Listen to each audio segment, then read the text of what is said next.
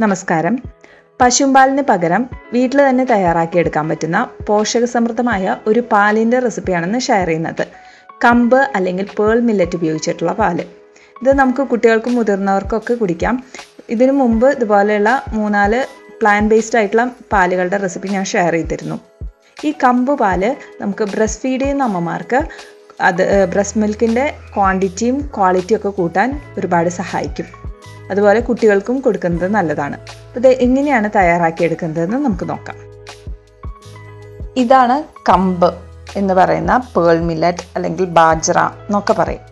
ഇത് നമ്മുടെ സൂപ്പർ മാർക്കറ്റ്സിലൊക്കെ ഇപ്പോൾ വാങ്ങാൻ കിട്ടുന്നുണ്ട്. ഒരു ഗ്രേ കളറാണ് ഉണ്ടാവുക. അത്യാവശ്യം നല്ല വലിയ മണികളാണ്. ഇത് കാണുമ്പോൾ ബാക്കി മില്ലറ്റ്സ് വെച്ചിട്ട് കാണുമ്പോൾ അങ്ങനെ തെറ്റാൻ സാധ്യതയില്ല.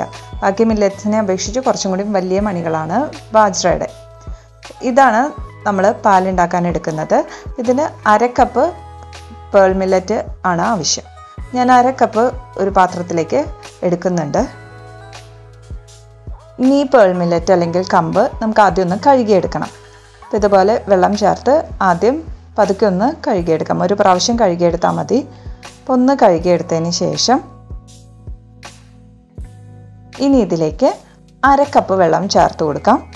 ഇനി ഇതൊരു 6 മണിക്കൂർ കുതിർത്തെടുക്കണം. ഇതിപ്പോൾ ഞാൻ 6 മണിക്കൂർ കുതിർത്തെടുത്തതാണ്. ഇനി ഇത് നമുക്ക് മിക്സിയുടെ ജാറിലേക്ക് ചേർത്ത് അരച്ചെടുക്കണം. മിക്സിയുടെ ജാറിലേക്ക് ഈ വെള്ളത്തോടു കൂടി തന്നെ ചേർത്ത് കൊടുക്കാം. ഇനി ഇത് നന്നായിട്ടൊന്ന് അരച്ചെടുക്കാം. നന്നായി അരച്ചെടുത്തിട്ടുണ്ട്. ഇനി നമുക്കിതൊന്ന് അരിച്ചെടുക്കണം. ഞാനിത് ഒരു അരിപ്പയിലൂടെ അരിച്ചെടുക്കുകയാണ്. കോട്ടൺ തുണി ഉണ്ടെങ്കിൽ അതിലേക്ക് അരിച്ചെടുക്കുന്നതാണ് ഏറ്റവും നല്ലത്. കോട്ടൺ തുണിയാകുമ്പോൾ കുറച്ച് സമയം എടുക്കും അരിച്ചെടുക്കാൻ. അതുകൊണ്ട് എനിക്ക് പലപ്പോഴും മടിയാണ്.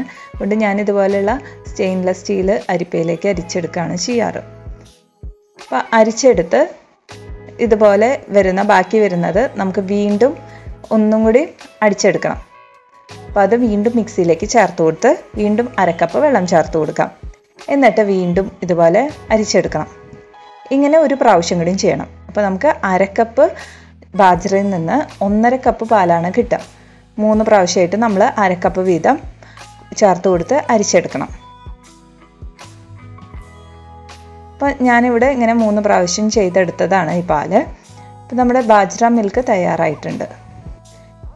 നമ്മളിത് നേരിട്ട് ചൂടാക്കുകയാണെങ്കിൽ ഇത് നന്നായി തിക്കായി വരും. അടി പിടിക്കാനും സാധ്യതയുണ്ട്. അതുകൊണ്ട് നമ്മൾ ഇങ്ങനെയുള്ള പാലുകൾ കഴിവതും ഡബിൾ ബോയിലിംഗ് മെത്തേഡിലാണ് നമ്മൾ ചൂടാക്കിയെടുക്കേണ്ടത്.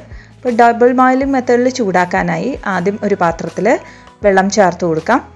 ഇനി അതിലേക്ക് ഇതുപോലെ ഒരു പാത്രത്തിൽ ഈ പാൽ ഒഴിച്ച് അതിൽ വെച്ച് ഒന്ന് ലോ ടു മീഡിയം ഫ്ലെയിമിൽ വെച്ച് ഈ അടിയിലുള്ള വെള്ളം നന്നായി ഒന്ന് തിളച്ച് വരുമ്പോൾ നമുക്ക് ഓഫ് ചെയ്യാം. ഇപ്പോൾ ഒരു ചെറിയ ചൂടേ വരുള്ളൂ പാലിന്. ചൂടാക്കി എടുത്തിട്ടുണ്ട്. നമ്മുടെ ബാജ്ര മിൽക്ക് തയ്യാറായിട്ടുണ്ട്. ഞാനിതിനു മുമ്പ് കപ്പലണ്ടി, റാഗി, എള്ള് ഇവയൊക്കെ ഉപയോഗിച്ച് പാലുകൾ ഉണ്ടാക്കി കാണിച്ചിരുന്നു. അപ്പോൾ അതുപോലെ തന്നെ ഇതും ഉണ്ടാക്കാം നമുക്ക്. അപ്പോൾ ആഴ്ചയിൽ ഓരോ ദിവസം ഇങ്ങനെ മാറി മാറി നമുക്കിത് കുടിക്കാവുന്നതാണ്. ഇനിയിപ്പോൾ കുട്ടികൾക്ക് കൊടുക്കുമ്പോൾ ചിലപ്പോൾ അവർക്ക് മധുരമില്ലാത്തത് കൊണ്ട് കുടിക്കാൻ കുറച്ച് ബുദ്ധിമുട്ടുണ്ടാവും. അപ്പോൾ വേണമെങ്കിൽ പനഞ്ചക്കര പൊടിയായിട്ടുള്ളതോ അല്ലെങ്കിൽ പനഞ്ചക്കര ഇതുപോലെ സിറപ്പാക്കിയിട്ടും ചേർത്ത് കൊടുക്കാം. ഞാനിത് കുറച്ച് പനഞ്ചക്കര സിറപ്പാണ് ഇതിലേക്ക് ചേർത്ത് കൊടുക്കുന്നത്. ഇതെങ്ങനെയാണ് പൊടിച്ച് ഉപയോഗിക്കേണ്ടതെന്നുള്ളത് മുമ്പ് വീഡിയോ ഷെയർ ചെയ്തിരുന്നു.